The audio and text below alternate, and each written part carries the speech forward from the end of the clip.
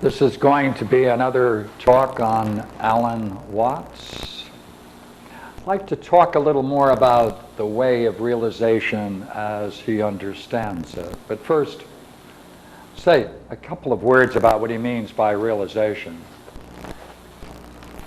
He says fundamentally it's a paradox, and this is typical of Alan.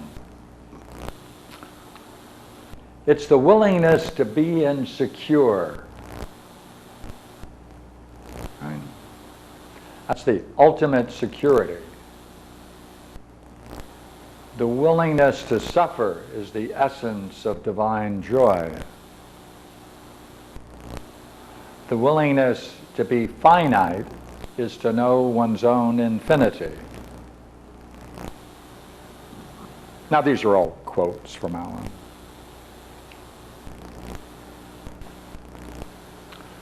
Just take a look at this now. You see, the willingness to be insecure, don't change it. Don't try to do something about it. Right? The willingness to suffer, that's your reality. Right? The willingness to be infinite, not to accept it, to be infinite. This is religion looks at this and they criticize this drive for realization because it's total failure to be concerned with the universe and to try to transform it. It's basically egoistic from a religious viewpoint. However, Alan takes that charge. It's really a charge against him and people like himself. He says, no, you have to understand realization. Realization is really the conscious objectivization of that nature. It's the creative and the external expression of the self in the finite order. That's realization. Now, this is somewhat complex, but it's right here in the latter part of the expression. Realization is the expression of the self in the finite order. Now, he'll also talk about that from the Hindu viewpoint and say that Atman is the expression of the infinite order of Brahman. Now, he goes on to talk about realization.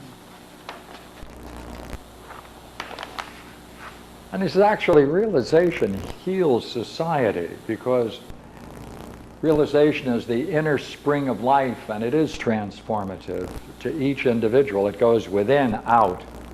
It doesn't come down in order. He said, realization brings consciousness of what is true all the time in the unconscious, in the self and the spirit, which the ego doesn't know. It's actually realization bringing to consciousness. I should change that, right? It's the bringing to consciousness rather than brings, right? It's bringing to consciousness what is true all the time in the unconscious, in the self and the spirit, which the ego doesn't know. See? It's bringing to consciousness what is true all the time in the unconscious in the self and the spirit.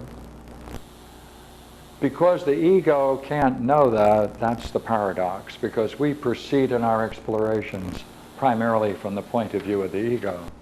Now,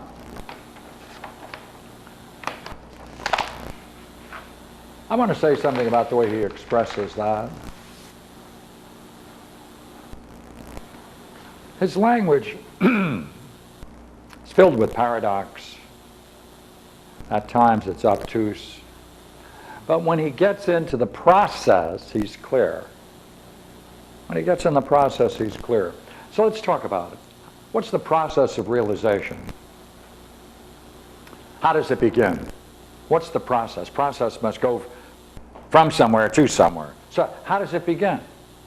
He says, you can't do anything about it. You can't begin it. If you have an interest in the subject, that's already the process, and it's already begun in you. So anyone that has an interest in the idea of self-realization, they don't have to do anything to get into it. They're already into it. That's the first step. That's the most important step right there, the first one. Because all human life is ordered and directed towards realization. That's its goal. That's its natural goal. That's where all life is going, to realization. So therefore you don't have to look for it too hard. Life isn't a process itself that it brings it about.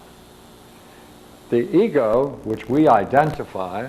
Now, you see, one of the problems in talking is that we inherit a vocabulary. And Alan inherits a psychological language and a Christian theological language.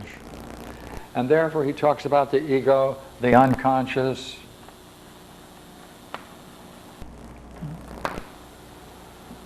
And then, of course, he brings in other terms from his comparative study of religion. But his base metaphors are psychological, and then he shifts to Christian, which is, of course, his own background.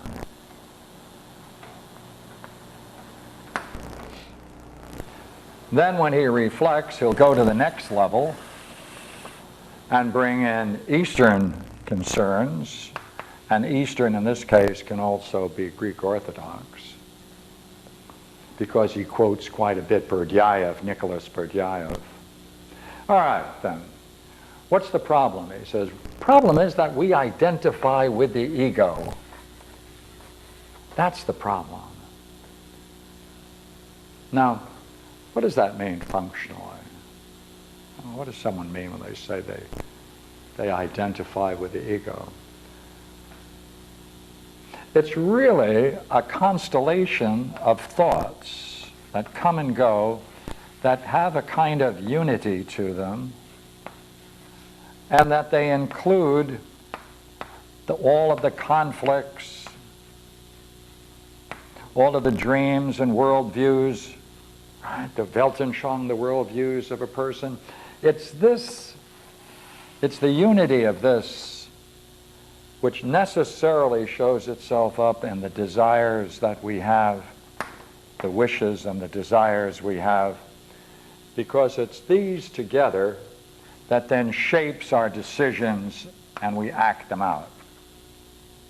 Or to put it another way, when a person acts in such a way because they have had thoughts about the need to act that way, then they're acting in respect to their own thoughts. If they do that without reflection, if they just act upon it because they've had that thought, they're already involved in identifying with the ego. That's the ego. Now, if, however, there's any pause, and you want to make sure that that thought really represents your highest view, or your natural view, then you're bringing in a self-reflection to it. Then you are not identifying with the ego, you're identifying with the reflective capacity of the mind. In any case, now look here. If we have this identification with the ego, then the whole problem we have to make is a shift from the ego to the self. Now that's an Eastern term, right? That's the self, that's the Atman. Or Greek philosophy, to know the self with a capital S. Now how do you do it? He says, well, you have to do it in one way. And his way is always a way of no way. You have to simply learn to make a distinction. You have to learn to make a distinction between these two. That's the goal. There's no struggle involved. You just have to know how to make the distinction between the two, just as I did a moment ago. He said, now there are two basic ways you can do that. You can explore that difference between the ego and the self, and if you do so, you're in yoga. Then you're in yoga. A meditative technique requires teacher-student relationships and practice, dedication, a term of involvement over time, supervised training. Now, Alan is quite aware of this development, all right? He talks about this in many places. But he actually then shifts, and he wants to go somewhere else to resolve this problem. And the problem, again, is how do you make the distinction between the ego and the self? He goes to Chinese philosophy. He goes, and what's most important, you see, in Chinese philosophy, is this idea of Wu Shen. Now, if we can just get that one notion, we can see how Alan Watts moves through this problem of how to bring about or recognize self-realization or realization. Here it is. The whole thing is you're going to accept experiences as they come. You just let them be. You want them to be as free to be exactly what they are. Now, from the ego viewpoint, we want to control things. We want them to come out our way. We want to avoid this and go for that. We want to control it as much as we can to achieve our own goals. You say, no. Have to accept experiences just as they come. Just the way they come. No struggle against them, with them, for them. Just let them be free to be exactly what they are. He often quotes Chuang-Tzu. Now, Chuang-Tzu is the great Chinese philosopher, and this is a great quote from him and from Alan Watts. Chuang-Tzu employs his mind as a mirror. Now, doesn't that capture this? Right? Now, if you employ your mind as a mirror, right, if the mind functions like a mirror, boy, there are several things we can immediately see. One is the mirror never struggles with its contents. It doesn't cling. It doesn't hold to them. It has no interrelationship with the contents. It's perfectly as it is, reflecting its particular object. That's the mind of Chuang-Tzu. Essentially, how can we express that? In some way, it picks up that expression familiar to us all, the flow. Not only, it's not go with the flow, it's watch. Watch the flow. Watch the flow of events. Yourself. Watch. This is the key term. Now, therefore, look here. If you have to accept experience as they come and let them be free to be exactly what they are, how do you do that? Well, you're watching them, see? You're developing a watchful consciousness. When you're developing a watchful consciousness, you're pulling yourself away from identifying with the ego. That pulling away is already the process of learning to make the distinction between the ego and the self. The ego and the self, okay? Now look here. What does that do?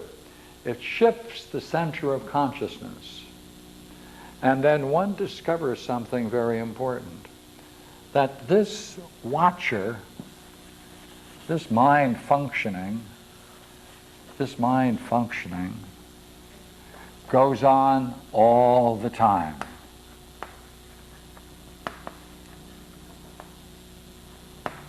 Uninterrupted. Eternally, continuously, therefore, throughout. It watches. That's what it is. It always watches. Rama Maharshi picks this up, though Alan doesn't quote Rama Maharshi too much. Right? He talks about it as the who am I? What is watching? What is watching? Another way of expressing it is there a witness consciousness there or not? Is there a witness consciousness?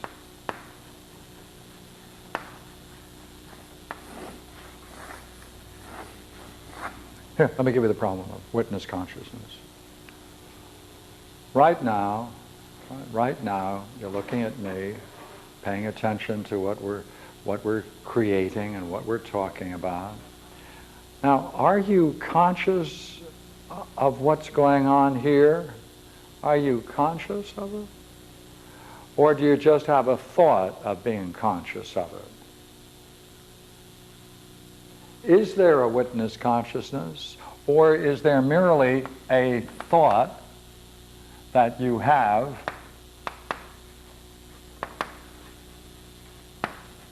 about a witness consciousness being there? The tension between these two, you see, the tension between these two is going to drive the particular person, you, in trying to discover whether there's a difference between these. To the degree that there's a difference, you're out of it. Well, this develops more and more a pure consciousness of the self. This very process develops a consciousness of the self. Alan calls that the pure consciousness of the self. That's what it is, a pure consciousness of the self. As a witness, as a watch. Well then what are you? You're involved in this. What are you? Well, then look here. Everything going on within you, let us say there is a witness consciousness. Well, if there's a witness consciousness, there are two kinds of objects for it. You're also aware of your own thoughts, desires, feelings, emotions, drives, wishes. So that witness consciousness is aware of, let's call it, that experience, and it's also aware of the external, what we call life experiences.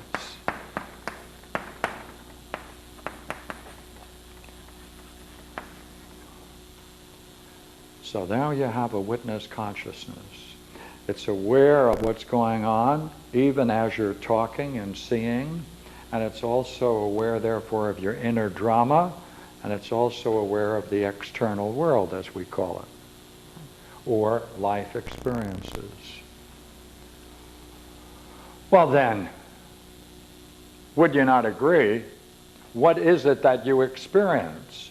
You experience both of these, don't you? You experience both of these. You're conscious of both of these, aren't you? You're conscious of them both. If you're conscious of them both, what conclusions, therefore, will you come to quite naturally?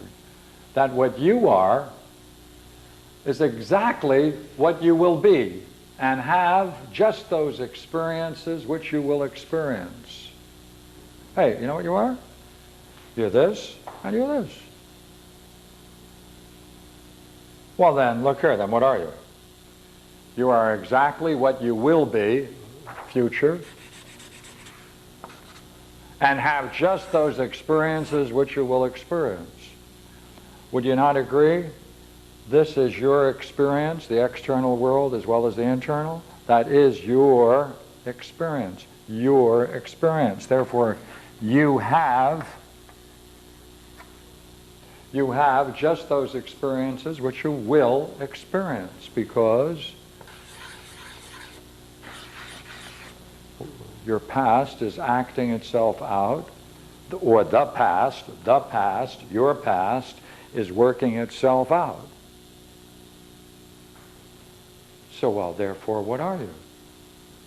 Well, you have these experiences. They are your experiences. Therefore, in a simple sense, you're going to have those experiences that are a result of all of this, your inner world, and you're going to be exactly what it is that you put together in your world, and that's going to affect all the experiences you have. Therefore, your life experience is also an impacting by your internal world, and the intertwining of these two, they're not separate, constitutes your experience. Therefore, you're going to have exactly the experiences you're going to have. Now, wait a minute, this is very strange. If you're following this, there's something curious going on here then. If these are, in a sense now, a function of one or the other, this is impacting this is impacting this,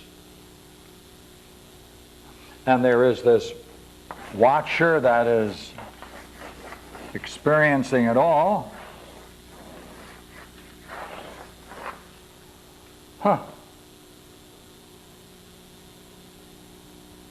then this watcher, we said before, goes on all the time, eternally. Well, then, you know what? If it goes on eternally, then the self is infinite. Then the watcher is infinite. The supreme identity of the self and the infinite. Because this watcher, as you try to grasp exactly what it is, it has no marks. You can't look down in the corner of it and see that you made it. It doesn't have your name on it. It has no marks. Can you describe what it is you're conscious of? If it has no marks, well then, that which has no marks can't go through any change. Can't go through any change. Whatever it is, it's going to be what it is, since it doesn't go through any change. But say, when you're taking a look at what you're conscious of right now, what's the boundary of it?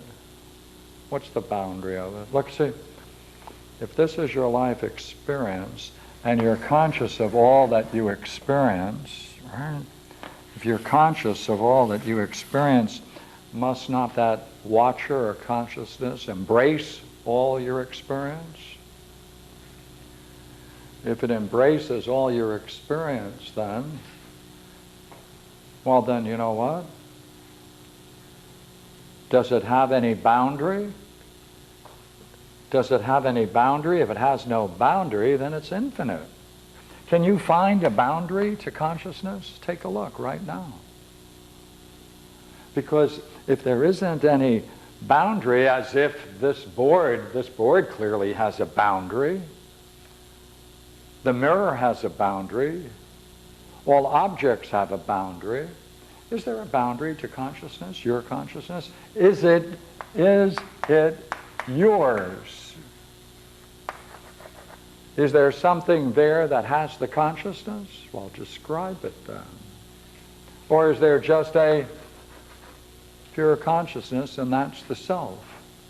If it has no boundaries, goes on all the time, then it's not only infinite, it's timeless, and therefore the supreme identity of the self and with the infinite is established. Well, how can you see this? How can you do it? How can you make it part of your own rich experience? There's no way. There is no way of how to do this. There's no question at all of how to do this. There is no question of your doing it at all. There is no thing that can do it or bring it about. Why? Because this ego is a fiction. Right? It has a temporary unity to it, but it can't see. It's a collection, it's a unity. Therefore, there's no thing within you that can do this, that can bring this about. Well then, didn't we say it was a process? Yes, it is a process. It's a process that has nothing to do with the ego. It's going on all the time. See? It goes on all the time. It goes on all the time. Well, then we're already involved in a very interesting and complex game of realization. And all we have to do is become aware of the fact that that's what's going on.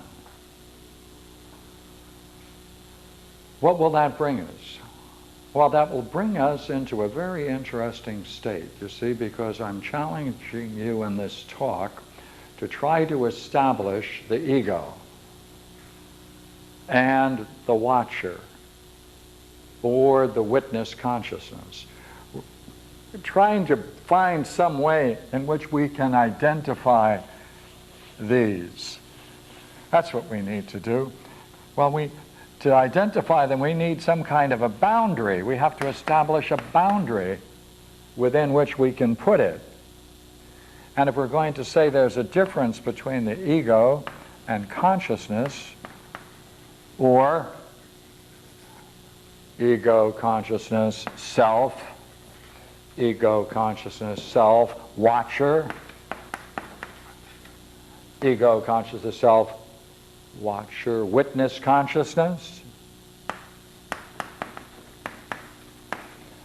then you are going to have to the degree that you reflect on this talk, you're going to be looking to see whether or not you can put a boundary either on the ego, witness consciousness, self, or whatever it is that's watching and trying to understand at this very moment.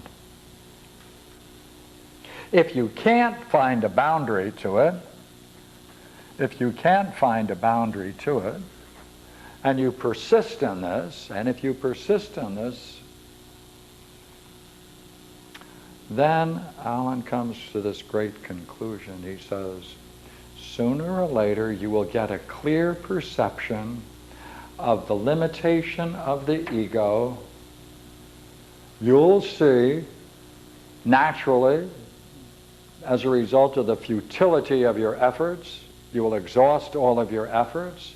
You will then wake up to the fact that the ego is built in, whatever that is. You'll have a clear perception of the limitation of the ego. Its limitation means that you can therefore see that it is not what you are. And that clear perception will awaken you to a higher reality, which is the self.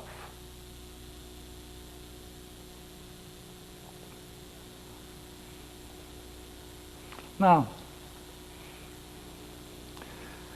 this is the way Alan proceeds. Now, there's some interesting features about it, and I'd like to stress them for a few minutes. First, as you can see, this comes about as close as you can imagine to a do-it-yourself mysticism.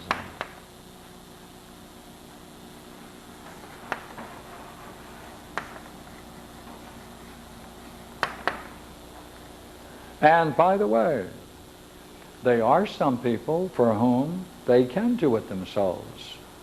They are so ripe, like fruit on the vine, right? They're so ripe that it drops, and they don't need anybody or anything. Burke, the writer of Consciousness, there's many people have spontaneous religious and philosophical and spiritual experiences that don't require any tradition, training, cultivation. But for Alan, you see, while he doesn't say it, I'll say it for him. No teacher, no apprenticeship, that's very important for him. No apprenticeship is necessary.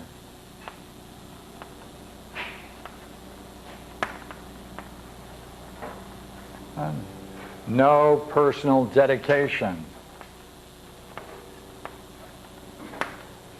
No long years of study.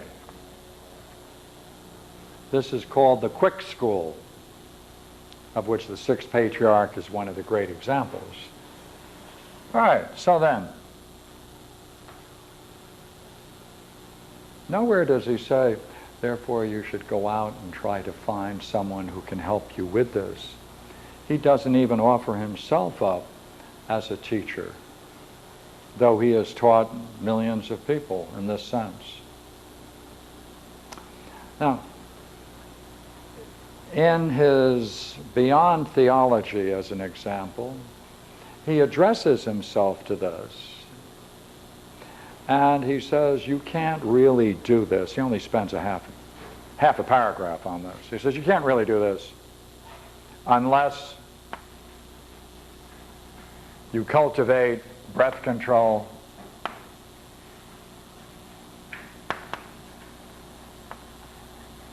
pranayama.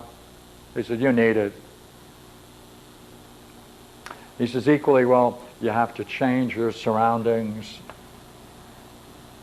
You have to find a place that's agreeable with you. You have to find a place, an environment where you can do this. And that's like finding your right work. Now, this is a very mild, yet it's an active contemplation that he's involved in. You see, right now I can go over here and I can have a sip of my tea, and I can say,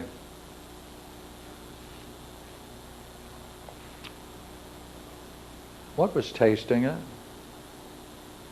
What was holding it? What was aware of the fluids? What did it do to my mouth? What was watching that?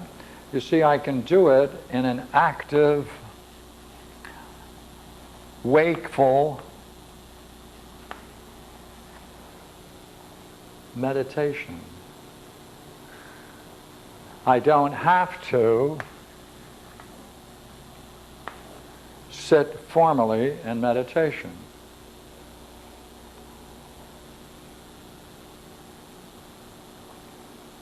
Now, I have this problem I'd like to share with you then, all right?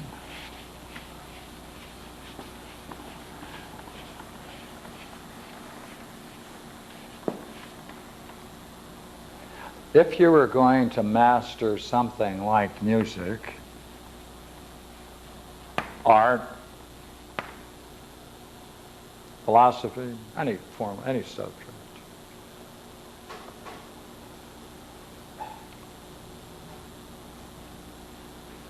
would it be important at some point in the progress where you're trying to master these kinds of things, right? Literature, writing, right? Sculpting. Is it ever important for an individual to take a look at what they're doing and come to the realization that maybe they're doing it wrong?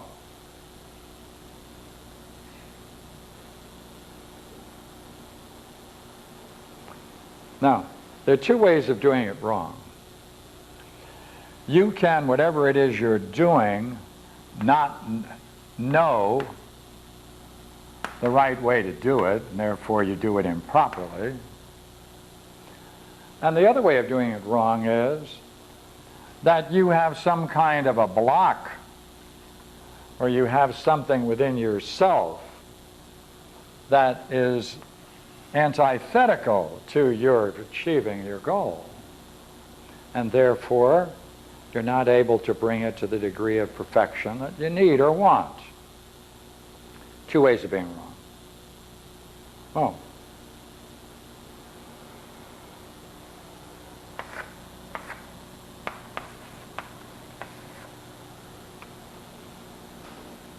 Now, is it possible, let me go one more step now, we're going to go back to the breathing, that the same thing may happen? That is, if you get a book on how to breathe properly, you don't have anybody checking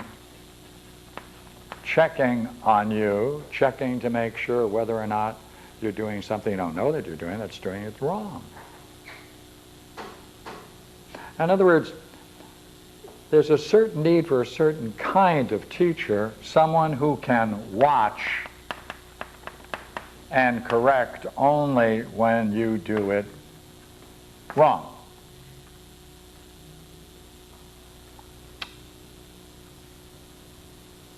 Point out the difficulties in what you're writing, painting, creating.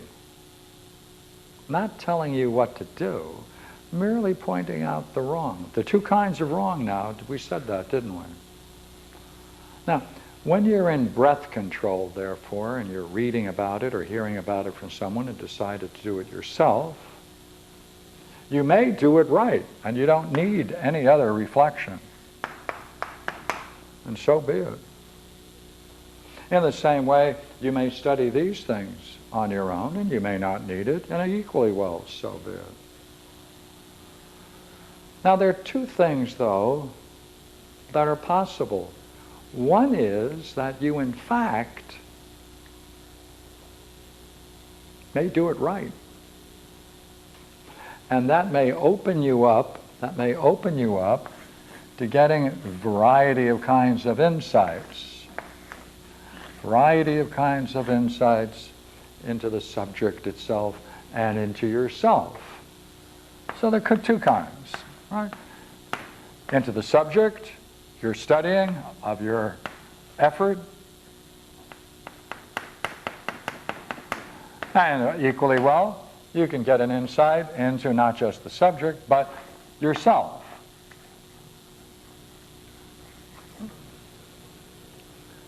That's two. You might then get an insight into the study of breath, see what's happening to yourself. Then you're learning to make distinctions that you never saw before, but that the breath became available. So therefore you can make these distinctions, especially about things like centering, about harmony, about tensions, about powers, about all kinds of circulations, all kinds of, you might call it neurophysiological, psychological phenomena that may go along with it. At those times, might it not be important to get someone who you can talk to who has a knowledge of that? Oh, you might therefore equally get insights into your subject matter. That would be worthwhile making a note of. Then you might get an insight into what you're doing wrong on the two levels that we mentioned a moment ago. So therefore, you might get an insight into your own ignorance. Two levels of ignorance. You might equally get some insights into the particular activity that you're engaged in, because it may open it up to a psychological dimension new to you, such as we mentioned before, the centering phenomena, all kinds of neurophysiological, psychological experiences through breathing. And equally well, you can get an insight into the nature of breathing or whatever subject you're into. And therefore, you're getting an insight into your own ignorance and into the subject of your concern. So therefore, you should be able to make further distinctions in it, since you're now exploring both your own ignorance and breaking through that and discovering more depth in the subject matter. Now, at those times, would there be any value in checking it with someone else? That's the problem. Because for Alan, this is not in any way stressed. Now, I don't mean necessarily formally a teacher. Just, he doesn't stress the need to be a part of a community where this might be going on for shared experiences.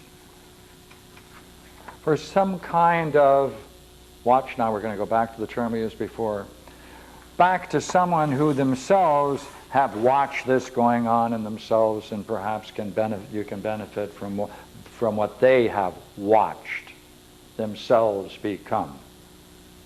Right? Watched there come. Because you are going to get exactly those experiences which you will experience, only now I'm going to change that a bit, and I'm going to add to it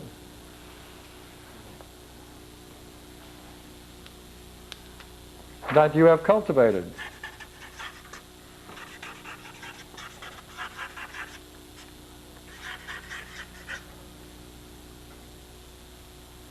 That changes it, doesn't it? That changes it entirely.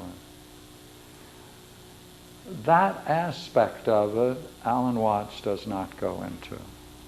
He doesn't go into that aspect of it. Now there's another aspect of it that he doesn't go into.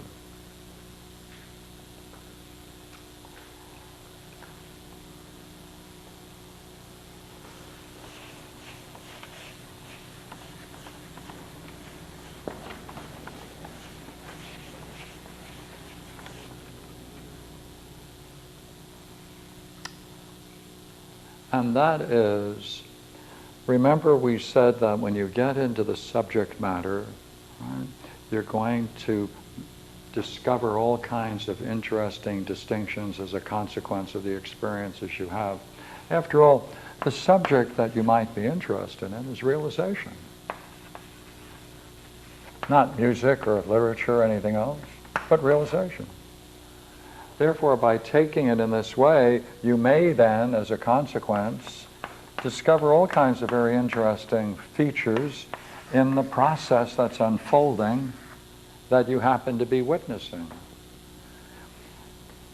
These distinctions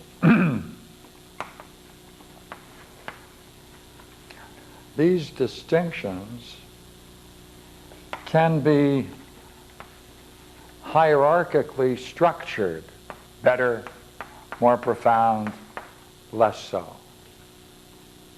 Right? Some will be more valuable, more penetrating, have a greater clarity. Well, the distinctions then that you might experience in this process can then be put into words. Names can be, of course, put on them through those words, and they can become a part of, necessarily, a part of an organized unity.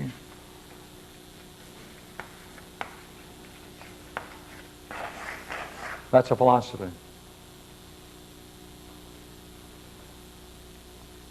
In other words,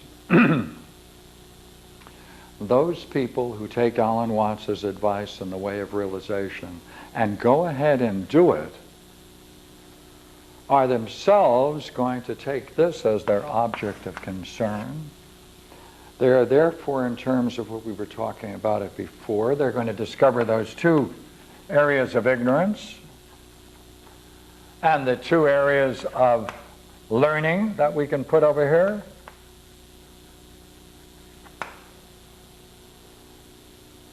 They're then going to undoubtedly put it into words and names and bring it into an organized unity. And therefore I suspect that the people then who are aware of what he's doing, have participated in what he is doing, will sooner or later emerge and produce some new perception, a new way of understanding this whole dimension that Alan Watts opened up, which is essentially a comparative study of different spiritual traditions. He introduced it. The people that are going to take it seriously and do it are going to do more than he did, necessarily. Because he's restricted in two ways. The vocabulary of psychology and the vocabulary of Christianity does not lend itself to the exploration of these ideas and this type of experience. And he's aware of that. But that's the vehicle of the 50s, of the 60s, of the 70s, of which he was a product. So therefore, I think that we will see as a result of this, and he is a genius and a great writer, he will have started something very profound in the way of realization, and that is a group of people going into it, and in that sense developing a Chinese Zhuangzi type of yoga, a watchful yoga, and they are going to then be able to make the distinctions. They are going to then pull it together on another different and more interesting level and produce something, therefore, that's going to emerge and continue perhaps in the tradition of the transcendentalists that we once had in our country on the East Coast, Walt Whitman and those people. That's where this is going. So that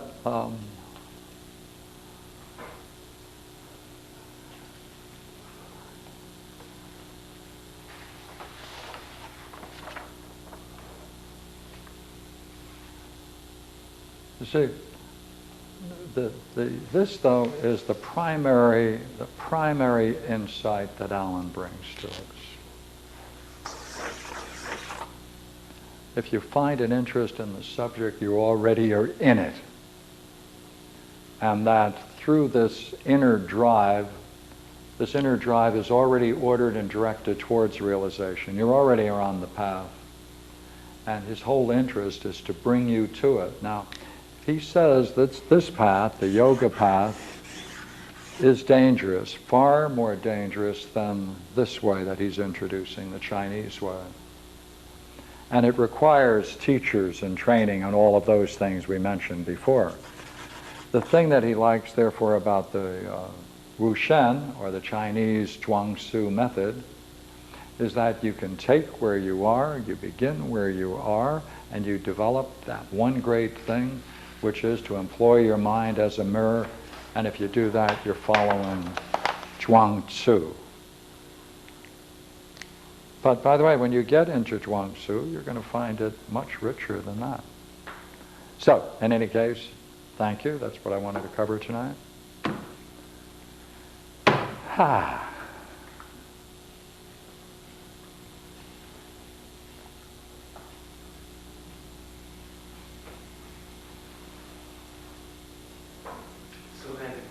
Seems like, well, it seems like that Alan Watts functioned on a high level, because you said that that's what he opened up. The people that follow him, that's what he opened up for them, and they must necessarily go beyond what he opens them up to. That's how he functions. Mm-hmm. Yes, you see, for the most part,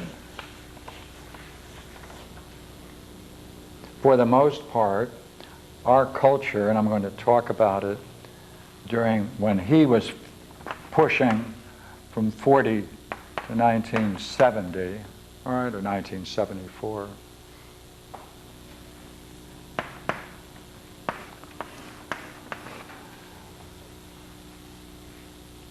You can take nearly any book on Eastern thought off the shelves, and the odds are very, very high that nearly all the books on the shelves that you will find were printed after 1960. First printing after 1960. People who were functioning intellectually from 40 to 60 had the following characteristics. They were all part of a Judeo-Christian tradition. They were all heavily involved by psychology.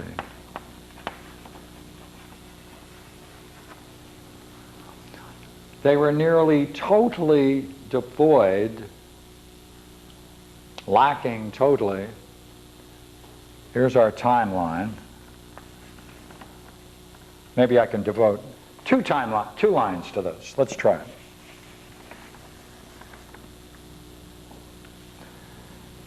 All right, these people in this period of time have been kept from, here is the great Greek Hellenistic tradition, right, to the 6th century AD. This whole tradition they were kept from. Very few, you could probably number them, I dare say there was no college in 1940 to 1960 that had as a regular curriculum Proclus, Plotinus, Porphyry, the Neoplatonic thinkers. We, this culture, commits cultural genocide against our own spiritual heirs. This is our spiritual tradition. The Greeks are our spiritual tradition. With the advent of Christianity and science, psychology that they taught was nearly exclusively behaviorism and Freud. It had very little understanding of Carl Jung's, nor would they bring it into a classroom. Therefore, it was scientific, Christian-based, enclosed culture. On the other side, there's a whole Eastern tradition of Hinduism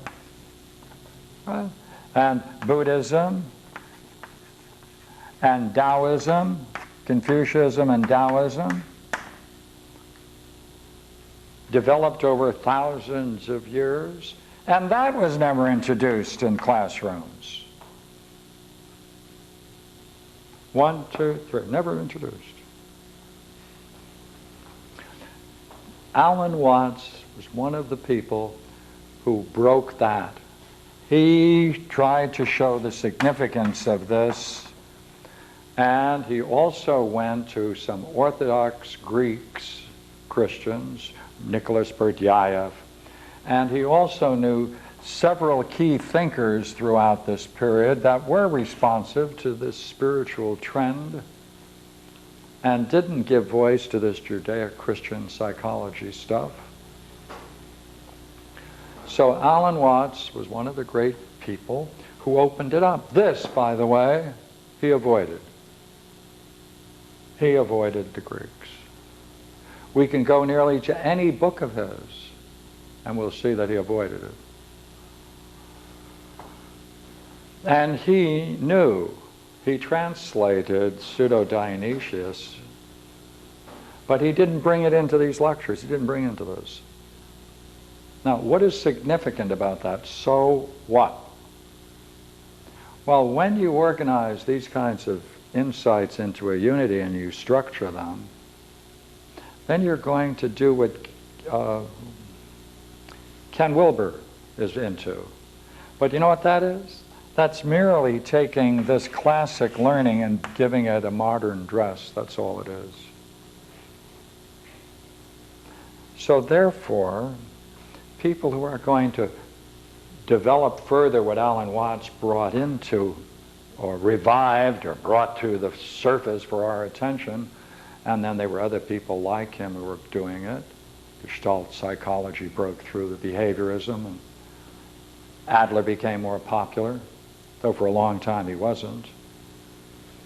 So therefore, he's tended the garden. He cultivated the garden. He opened it up. He got us out of the backyard, and he got us into a much more interesting garden of thought. And that's Alan Watts' great contribution. It's really tremendous. But there's still another one that has to be opened up.